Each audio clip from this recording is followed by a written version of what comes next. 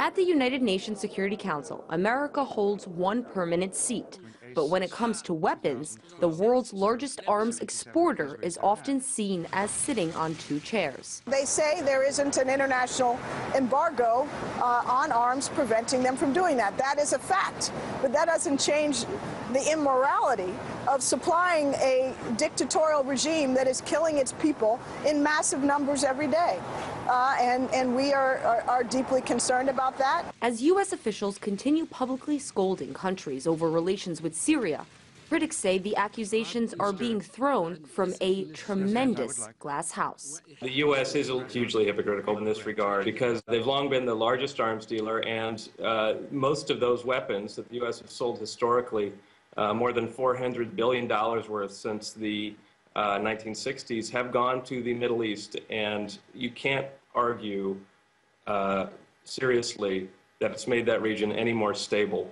In the past few years, nearly 50% of U.S. weapons exports have been flowing to the Middle East. Many countries with the biggest appetite for American weapons have also made headlines for carrying out brutal crackdowns against dissidents and opposition groups. If you're our thug, you're okay, and if it's their thug, you're not. I mean, this is, for all of us who have been overseas, the duplicity and hypocrisy of American foreign policy is painfully evident. According to congressional figures, America has sold $1.4 billion worth of weapons to Bahrain since 2000. And America struck its single biggest arms deal when Saudi Arabia ordered $60 billion worth of arms. The U.S. has long subsidized the Israeli military and recently supplied them with bunker buster bombs. Experts say this strategic arming of Middle Eastern countries is aimed at Iran and extending U.S. dominance in the region.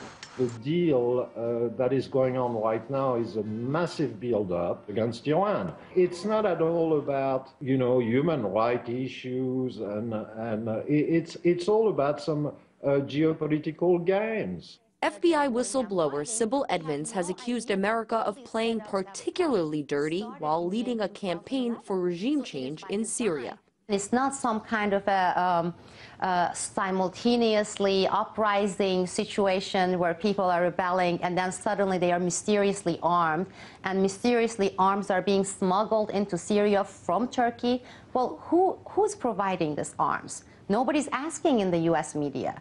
Well, these are U.S. arms shipped to Turkey.